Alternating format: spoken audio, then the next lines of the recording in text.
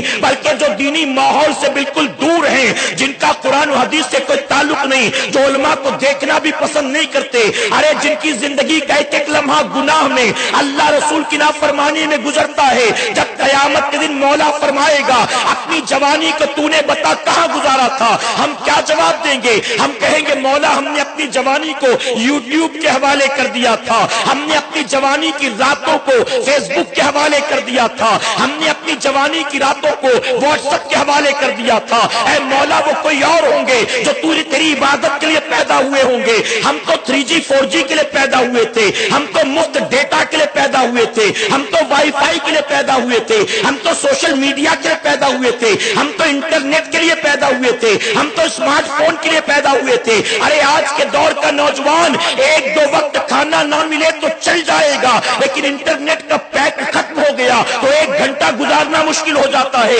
Wi fi بند ہو جائے تو 15 minute گزارنا مشکل ہو جاتا ہے، 2 وقت کا کھانا قربان کر سکتا ہے لیکن انٹرنیٹ سے 1 لمحے کی دوری برداشت نہیں کر سکتا۔ اور اسی لیے میں کہتا ہوں وہ لوگ جو سمجھتے تھے شراب نشے کی چیز ہے، ماوا زردہ گٹکا نشے کی چیز ہے، تمباکو نشے کی چیز ہے، ایم ڈی کورکس اور نہ جانے کیا کیا چیزیں نشے کی چیز ہے، وہ لوگ جو سمجھتے کہ ہیروئن اور کورکس جو ہے وائٹنر جو ہے یہ نشے کی چیز ہے اور یہ فخر کرتے تھے ہم کوئی نشہ نہیں کرتے، کوئی نشہ نہیں کرتے، تو انہیں پتا نہیں ہے کہ صرف یہی ساری چیزیں نشے کی نہیں ہیں بلکہ انٹرنیٹ کا نشہ بھی بڑا خطرناک ہوتا ہے۔ جو اس کے چکر میں پڑتا ہے پھر رات کے 3 بجے ہو 4 بجے ہو کوئی خیال نہیں رہتا۔ ارے ہمارا اور آپ کا حال یہ ہے، رات سوتے ہیں تو سب سے آخر میں واٹس ایپ چیک کرتے ہیں، صبح اٹھتے ہیں تو سب سے پہلے واٹس ایپ چیک کرتے ہیں۔ ہم جمعہ کی 2 رکعت نماز پڑھنے کے لیے گئے، دل پر پتھر رکھ کر فون کو سائلنس کیا اور جیسے امام صاحب نے سلام پھیرا ہم سلام پھیرتے ہی فوراً اپنا واٹس ایپ چیک کرتے ہیں۔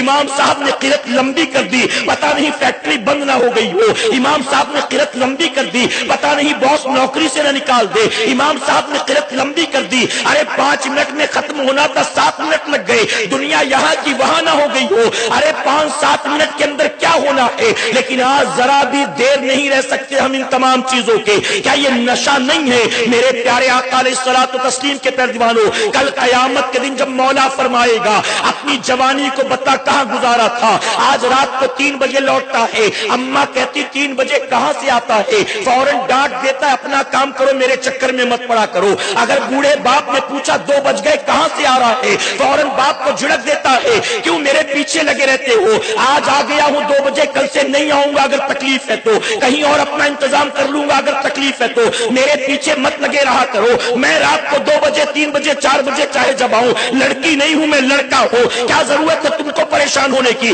اپنے کام سے کام رکھو میرے پیچھے مت لگا کرو۔ میں پوچھتا ہوں آج رات کے 3-4 بجے لوٹتے ہو اور بوڑھے ماں باپ پوچھتے کہاں سے آیا کہاں سے آیا، انہیں جھڑک کر ڈانٹ کر آنکھ دکھا کر چپ کرا دیتے ہو۔ کل قیامت میں جب مولا فرمائے گا اپنی جوانی بتا کہاں گزارا تھا، وہاں بتاؤ کیا جواب دو گے؟ اللہ اللہ، کیا معاذ اللہ ثم معاذ اللہ وہاں کہو گے اپنے کام سے کام رکھ مجھ سے نہ پوچھ،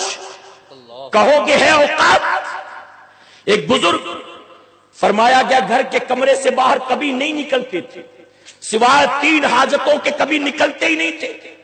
یا تو نماز بجماعت پڑھنے کے لیے، یا تو پیشاب پیخانے کی حاجت کو پورا کرنے کے لیے، یا تو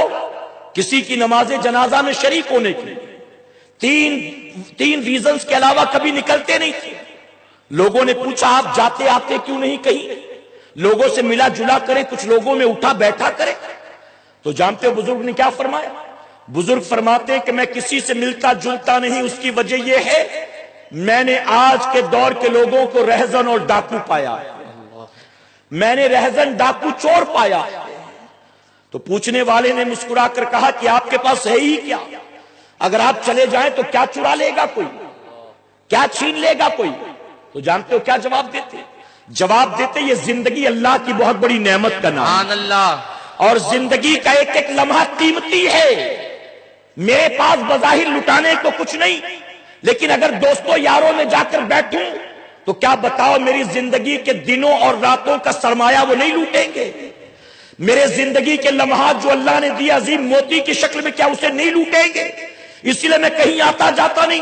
میں پوچھتا ہوں ذرا سوچو، اللہ کی دی زندگی کو اور زندگی کے دن اور رات کو اللہ کی نعمت سمجھ کر وہ دوستی یاری نہیں کرتے تھے، کسی سے ملتے جلتے نہیں تھے۔ ہم نے کبھی اپنا جائزہ لیا ہے؟ ہم دو روزانہ دن اور رات میں واٹس ایپ پر کتنے گھنٹے دیتے ہیں، فیس بک پر کتنے گھنٹے دیتے ہیں، لوگوں کا اسٹیٹس چیک کرنے میں کتنا مزہ آتا ہے، ہر دن ڈی پی چینج کرنے میں کتنا مزہ آتا ہے، ہم کن کن چیزوں میں ملوث ہیں۔ اللہ نے زندگی دی، بہت عظیم نعمت ہے اللہ کی، ایک ایک دن ایک ایک رات ایک ایک لمحہ بہت عظیم نعمت ہے اللہ کا۔ اب اگر ہم اسے واٹس ایپ پر برباد کرتے ہیں، بتاؤ ہمارے ہاتھ کیا لگے گا؟ ہم قبر میں اپنے ساتھ کیا لے کر جائیں گے؟ ارے ہمارے پاس کل واٹس ایپ نہیں تھا، امی بھی زندہ تھی، ابا بھی زندہ تھے، دادا بھی زندہ تھے، دادی بھی زندہ تھی۔ اے مسلمانوں، آج ہم اس کے عادی ہو چکے ہیں، اپنے آپ کو اس سے روکو، اس سے بچاؤ۔ ہاں ہم بھی استعمال کرتے ہیں لیکن ضرورت کے تحت استعمال کرو، بالکل نشہ نہ ہو جائے اس کا کہ نہ ملے تو پاگل ہو جاؤ،